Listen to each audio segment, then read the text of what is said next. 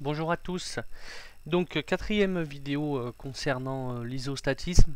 Donc cette fois on va rentrer un peu plus dans les détails, ça va être un peu plus parlant puisqu'on va parler des porte-pièces. Donc on avait vu lors des trois premières vidéos, on avait expliqué la mise en position, le maintien en position. D'un point, on l'avait expliqué de façon théorique. Maintenant, on va voir concrètement comment on fait pour justement réaliser cette MIP et cette map sur les machines. Donc, ce qui permet bien entendu de réaliser la MIP et la map, ça va être les porte-pièces. Donc, je fais simple, mais dans un premier temps, les porte-pièces, c'est quoi? En tournage, pour l'instant, vous les avez vus, c'est le mandrin avec vos morts, et en tournage, celui que vous avez vu, c'est l'étau. D'accord? Il porte la pièce, comme son nom l'indique. Donc son objectif, c'est un interface qui permet de lier la pièce à la machine et qui doit assurer bien entendu deux fonctions. Premièrement, assurer la mise en position. Son objectif, c'est de matérialiser la mise en position géométrique de la pièce telle qu'elle a été précisée dans le repérage isostatique, donc telle qu'elle a été définie dans le contrat de phase et par le bureau des méthodes. Et enfin, bien entendu, l'objectif aussi, c'est d'assurer le serrage de la pièce dans la position géométrique définie aussi pour que ça puisse être usiné. Bien entendu, l'effort de serrage doit être supérieur à l'effort de coupe. Au cas, si c'est pas le cas, la pièce va pas tenir. Alors, les paramètres de qualité d'un porte-pièce, c'est quoi? Alors, la qualité d'un porte-pièce dépend de sa fiabilité, c'est-à-dire de son aptitude à replacer les pièces dans une même position géométrique après serrage. Ça, on l'a vu, hein, on avait dit que c'était la définition de la MIP. L'objectif de la MIP, c'était de mettre en position des pièces les unes après les autres pour qu'elles reviennent exactement au même endroit. Donc ça, c'est super important. Hein, quand vous voulez faire un objectif de production sérielle, il faut absolument que le porte-pièce d'une pièce à l'autre, la mise en position soit la même. Ça, c'est un des premiers objectifs. Le deuxième, il va y avoir l'utilisation. Il faut que ça soit simple et aisé. Hein, si vous avez un porte-pièce et que c'est une usine à gaz, vous allez perdre du temps à installer et démonter des pièces. Voilà. Enfin, il faut qu'il soit compatible avec les opérations réalisées, c'est-à-dire avec la ou les directions de serrage et de son faible encombrement pour ne pas gêner l'usinage. Bien entendu, ça on l'avait vu, il faut que le porte-pièce il n'empêche pas d'usiner la pièce. Hein. Donc c'est surtout vraiment les deux premiers critères, je pense, qui sont importants. Hein. La fiabilité, c'est-à-dire on pourrait parler de répétabilité, c'est-à-dire aptitude du porte-pièce à faire en sorte que les pièces se repositionnent exactement au même endroit, hein, à chaque pièce. Et enfin, l'utilisation simple et aisée par l'opérateur. Ça, c'est important aussi. Et on verra, je ne l'ai pas mis là, il y a un troisième, on pourrait mettre un troisième argument aussi, c'est être le plus polyvalent possible. De plus en plus, les fabricants, ça on le verra dans les autres vidéos, ils proposent des systèmes très polyvalents qui permettent de, de, de faire la MIP et la map de tout type de pièces. Alors les types de porte-pièces, il existe deux grandes sortes de porte-pièces, les porte-pièces standards et les porte-pièces dédiées. Alors les porte-pièces standards, c'est quoi? C'est généralement les appareillages d'interface pièce-machine que l'on trouve livrés avec la machine. Oui et non, ils peuvent la livrer avec, mais c'est pas une obligation. Hein. On peut très bien se faire livrer une machine sans un étau de fraisage. D'ailleurs, en fraisage en général, il n'y en a pas. Et le mandrin, c'est pas.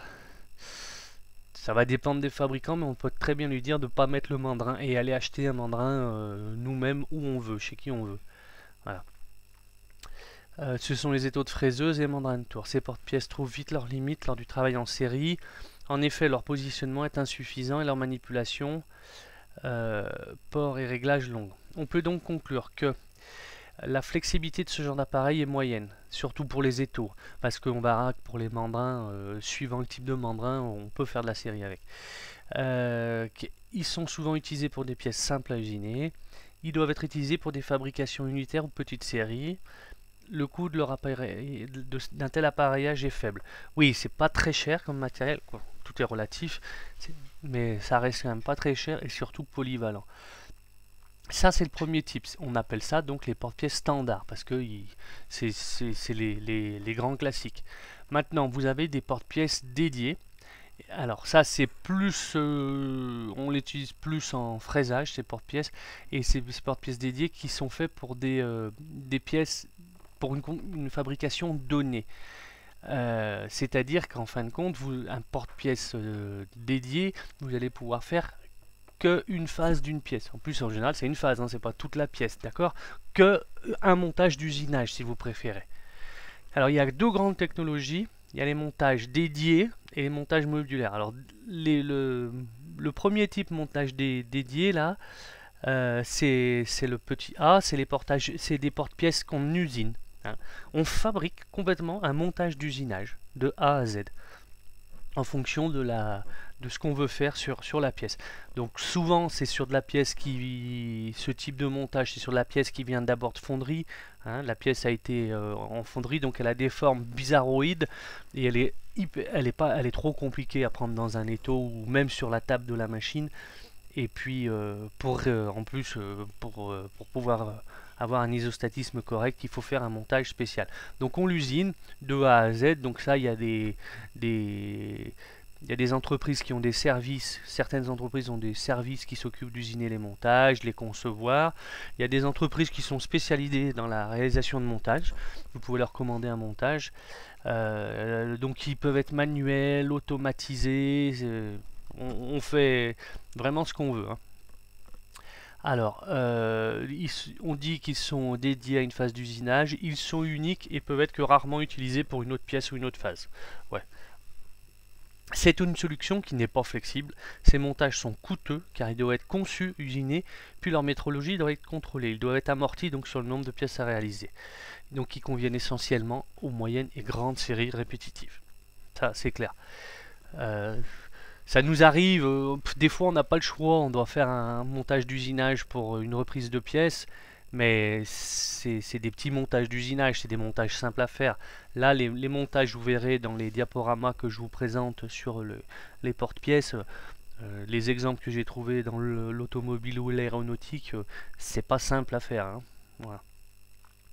Deuxième type de porte-pièces dédiés, les montages modulaires. Donc ils sont construits à partir d'éléments standards suivant le même principe que les Lego et les mécanos. Ils permettent à partir d'éléments complémentaires et adaptables de réaliser ou de reconfigurer rapidement un porte-pièce convenant à une situation donnée ou une durée définie. On introduit dans ce principe une plus grande flexibilité dans le système de production. Les montages modulaires permettent toutes les applications, pas de limite de dimension ou de forme de surface. Ils conviennent pour les fabrications de petites et moyennes séries. On peut éventuellement les utiliser pour des réalisations de prototypage. Le coût de départ est très important car il nécessite un investissement important, mais il peut être amorti très rapidement du fait de la flexibilité des éléments. Ils doivent être stockés et démontés, ce qui permet de réutiliser les éléments pour un autre montage. La trace du montage se fera à l'aide de photos explicatives ou même d'une CAO, hein, d'une nomenclature de remontage et éventuellement d'un schéma de mise en position. Ils sont conçus de la manière suivante. On choisit les éléments de base pour assurer la structure de base du porte-pièce, puis les éléments de position pour assurer la mise en position, puis les éléments de serrage, puis les accessoires, vérins de serrage, tasseaux, vis rondelles, etc., etc. Ça, je vous en parle pas plus, parce que dans la présentation des montages modulaires, des porte-pièces de fraisage, il y a bien entendu, on parle des éléments modulaires, et puis je vous ai trouvé un tuto qui est super bien fait, vous verrez. C'est un des fabricants qui a mis ça en ligne, qui explique comment monter un montage modulaire, faire un montage modulaire. Donc là, vous allez tout de suite percuter et comprendre de quoi on parle. Voilà.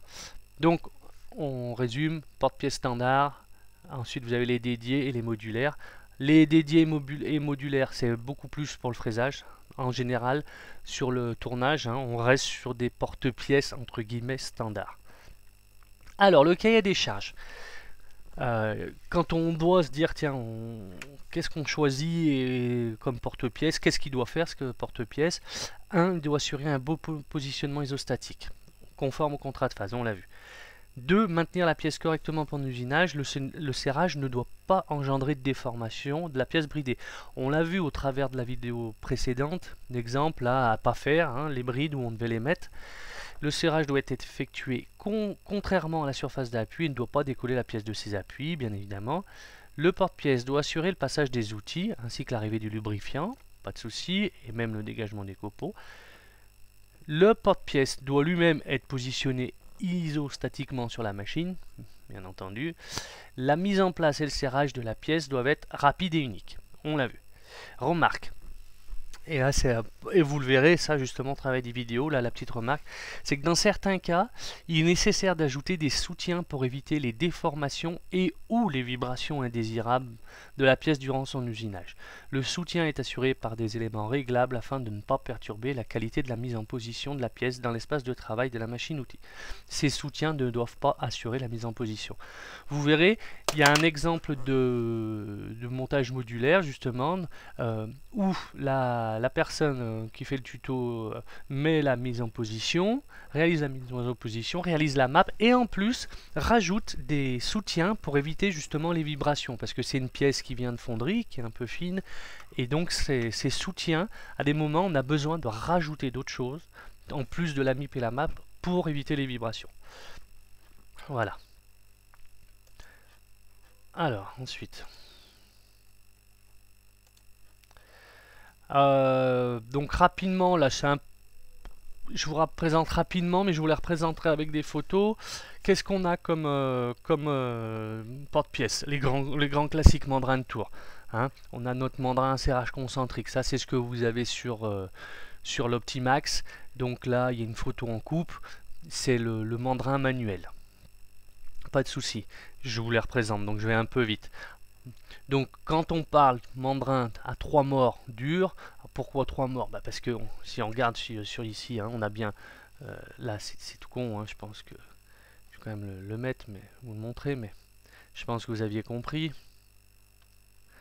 Vous avez un mort ici, le deuxième et le troisième. 1, 2, 3, ok? Alors là, ils sont montés à l'endroit. Généralement, ces morts sur ces mandrins, comme par exemple sur l'Optimax, on peut le monter ce qu'on appelle à l'envers. C'est-à-dire, si on retourne notre mort, vous le sortez comme ça, complètement, et on met l'avant ici. Ça devient l'avant et ça c'est l'arrière. Ben, ça va nous permettre de, vous voyez comme il y a un escalier, de pouvoir serrer des pièces beaucoup plus grosses en diamètre. Par contre, on a une petite surface de serrage. Hein.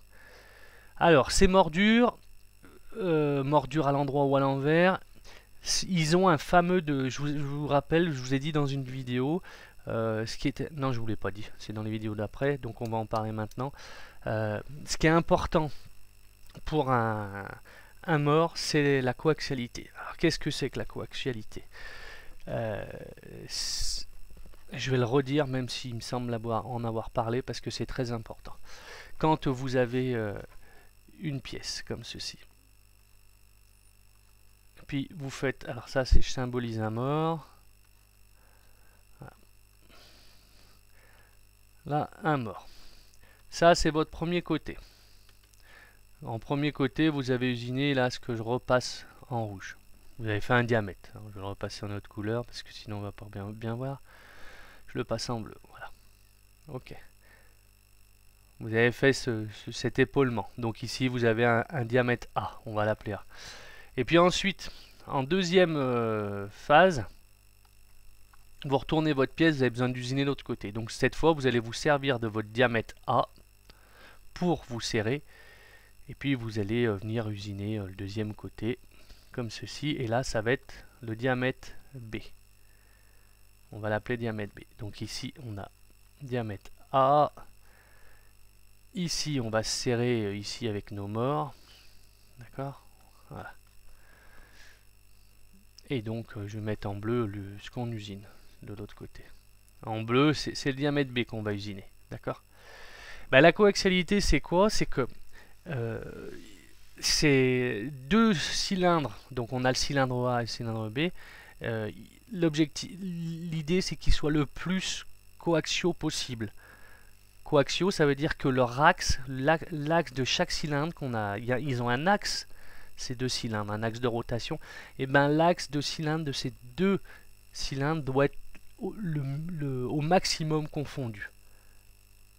D'accord? S'ils sont parfaitement confondus, c'est parfait. Ce qui n'est jamais le cas, il y a toujours un petit défaut. Et justement, en fonction du coup du montage qu'on utilise, par exemple quand vous utilisez des mordures, si on faisait l'usinage de la pièce que je vous ai présentée, premier côté et deuxième côté sur les morts, ben on peut être à peu près sûr qu'on aura un défaut de coaxialité compris entre 1 dixième et 3 dixièmes. C'est-à-dire que, en gros, les deux axes si vous avez 1 dixième de défaut, c'est qu'ils vont avoir un décalage d'1 dixième entre les deux. En gros, c'est ça. Hein, c'est ce qui est marqué, regardez ici, là, on le voit, le défaut de coaxialité. Vous voyez l'espace entre les deux axes. Voilà. Donc bien entendu, ce défaut de coaxialité, bah, on essaye de s'en passer, et moins on en a, et mieux c'est. Donc du coup, pour remédier à ça, bah, on va utiliser les porte-pièces adaptés. Et bon, là, il y a eu quand même pas mal de nouveautés. Hein. Depuis quelques années, il y a du matériel qui est beaucoup plus précis. Donc, le Mandrin 3 mordures, c'est pas le top. Mais c'est bien pratique. On l'utilise beaucoup. Nous, ceux qu'on a, ceux qu'on a au lycée sur les Optimax, en reprise, ils sont pas trop mal. On est proche du dixième. Hein. Ils font du bon boulot. Les 3 dixièmes, c'est sur des vieux mandrins. Alors, ces mandrins, ils existent en 4 morts, en même plus de morts, ça vous le verrez dans la vidéo. Alors, mandrin, 3 morts doux montés sur semelle, ou non, on verra ce que ça veut dire monter sur semelle.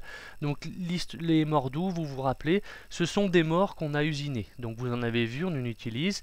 Et alors, pourquoi on les usine? Eh ben, c'est pour avoir, une meilleure coaxialité, vous voyez. Là, on vous dit qu'on est à 5 centièmes, donc on a gagné en coaxialité. Et ça, c'est leur premier avantage. Donc, ils vont servir, par exemple, dans notre exemple, là, si je remonte en haut, on va se servir pour serrer le diamètre A. Donc, entre A et B, on pourrait avoir une coaxialité de 5 centièmes.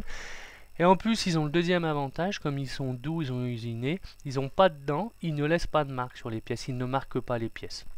Donc, deux double intérêt à les utiliser. Souvent dans les entreprises, pour une machine, ils ont tout un jeu de mordous qu'ils ont en stock. Alors, ouais, justement, ça me permet de vous dire, l'inconvénient, c'est que par contre, un mordou, il est fait pour un diamètre. Vous avez eu dit, là, par exemple, le diamètre, là, il est épaulé, je sais pas si la pièce, elle fait 50 de diamètre, ici. Hein, ben, le mort épaulé que vous avez fait, il est fait pour du diamètre 50. Vous n'allez pas mettre une pièce de diamètre 52 ou de 53. Donc il faut un jeu de mordou par diamètre. Donc un mordou par fabrication, en fonction de ce que vous faites. Donc ça peut être un inconvénient. Après, une fois que vous les avez, vous pouvez les garder et les réutiliser sur d'autres fabrications. Ensuite... alors, vous avez des mandrins à 3 mordures réglables indépendamment.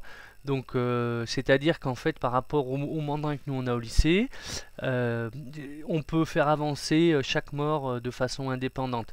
Ça permet d'usiner de façon excentrique, vous voyez, de décaler l'axe de rotation de l'usinage. Bon, moi, j'ai jamais vu, hein, ça, j'ai jamais utilisé. Voilà. Ça, c'est pour les mandrins. Donc, on a vu mandrin à 4 morts, serrage indépendant. Donc, il n'y a pas 3 morts, mais cette fois, il y en a 4. On peut les faire avancer de façon indépendante. Donc, c'est pas mal, ça, c'est pour serrer de la pièce à la base du carré. On peut serrer du carré, puis après, ben, on usine, ça fait du rond, il n'y a pas de souci. Ici, on voit que le modèle présenté, on doit pouvoir... Non, il a 4 morts. On doit pouvoir rajouter d'autres systèmes d'autres morts, peut-être juste pour le serrage. Hein. Ensuite, vous avez les mandrins de reprise expansible. Donc expansible, c'est qu'on va venir serrer par l'intérieur. Ben, vous verrez, je vais vous montrer une vidéo. Ça peut être intéressant quand on usine Quand on a usiné un premier côté, on a fait un alésage, et puis après, pour faire le deuxième côté, on vient se serrer dans l'alésage. Donc on va utiliser ça, on serre par l'intérieur. Donc vous verrez le système que je vous présente. Inconvénient de ces systèmes expansibles, alors celui que je vous présente, il ne ressemble pas à ça, hein. C'est pas dans il ne se met pas dans le nez de broche, il se met directement dans le mandrin. L'inconvénient de ces systèmes, en général, c'est qu'ils ont une petite amplitude de serrage, hein. Il va falloir changer leur système de pince et on va serrer des marges de 2 à 3 mm. Donc ça veut dire que si vous voulez serrer du diamètre 10 au diamètre 100, il vous faut tout un jeu de pinces et ça coûte une fortune. Voilà. Par contre, gros avantage, regardez le défaut de coaxialité là, en expansif, c'est top, hein, on est à 1 centième. Sans marquage, sans reprise, donc c'est bien. Surtout que maintenant ils ont fait des efforts sur les forces de serrage. Avant, sur le système qu'on vous présente ici, là, dans le cours, c'était pas génial comme effort de serrage, mais maintenant c'est beaucoup mieux. Vous voyez, c'est ce qu'on vous dit, ce porte-pièce est essentiellement utilisé pour des usinages à faible effort de coupe. Ça c'était avant, maintenant on peut se permettre de bien serrer. Alors, voilà pour ça. Ensuite, vous avez, alors là, c'est vieux, hein, des montages en pince. Comme un porte-pince, un porte-outil, vous verrez dans la présentation que je vous fais que vous avez des mandrins à pince beaucoup mieux maintenant. Des vrais mandrins qui sont prévus à pince, qui sont prévus pour serrer des pièces. Ça se répand de plus en plus, c'est top, ça va vite à changer, ça sert très bien. Et puis surtout, regardez les défauts de coaxialité de l'ordre d'un centième à 2 centièmes. Ensuite, les montages. Vous avez des types de montages qu'on n'a jamais vu au lycée, ce qu'on appelle entrepointe. Alors entrepointe, c'est quoi? C'est que quand la pièce est trop longue, comme dans l'exemple, on ne peut pas juste la serrer dans le mandrin d'un côté. Alors pourquoi? Parce que comme la pièce est longue, si on vient usiner au bout, un des problèmes, hein, si on vient usiner au bout, il va y avoir de la flexion. La pièce, elle va faire comme votre réglet quand vous appuyez dessus, quoi, elle va fléchir. Donc du coup, ce qu'on vient faire, c'est que il y a même deux solutions. Alors première, c'est une pointe de chaque côté de la pièce. Vous voyez, une pointe là, une pointe là. Ça, on utilise à droite là, c'est la contrepointe de la machine. Ici, c'est une pointe qu'on met dans la broche de la machine. Alors il faut avoir fait au préalable là, 2 trous de centre. Là il y a un toc d'entraînement ou alors vous avez des entraîneurs frontales comme ici. Ça je vous détaille pas trop parce que dans les diapos il y a des photos, c'est mieux. Et l'idée c'est que on peut usiner de la pièce longue. Voilà, c'est un des intérêts. En plus, l'autre intérêt, c'est que du coup, alors par exemple, plus avec l'entraîneur frontal, c'est que regardez, tout ici sur l'entraîneur frontal, on peut usiner jusqu'au bout de la pièce ici. Chose qu'on ne peut pas faire si vous avez un toc ici. Là, le toc, il va gêner pour l'usinage. Voilà. Alors là aussi, on a des bons, normalement, on a des bons défauts de coaxialité de l'ordre de 5 centièmes. Alors, il y a aussi un mix, des fois on fait le mix, c'est-à-dire qu'on fait comme son nom l'indique, mix. D'un côté on a des morts, ici on reste dans les morts, et puis de l'autre côté on vient mettre une contrepointe. C'est aussi une solution pour des pièces qui sont longues. On verra qu'il y a d'autres solutions pour les pièces longues. Les lunettes, entre autres, mais j'en reparlerai. Longues et lourdes, hein. Bon, là c'est de la technique vous lirez, je vous laisse lire, hein, sur le montage entre pointes, ça vous explique certains détails. Là c'est les contrepointes en dessous avec leur numéro de cône morse. Bon, vous avez quoi? Pointe spéciale pour pointe à axe creux, etc. On vous explique en fonction du type de pointe à quoi ça sert. Donc ça, je vous laisse lire. Vous n'avez pas besoin de moi. Ensuite, ici, on est plus les dernières pages là sur des accessoires pour justement des porte-pièces. Et là, porte-pièces sur table ou modulaire. Et comment, par exemple, on vous montre là comment faire une butée. Vous voyez à quoi ressemble la butée.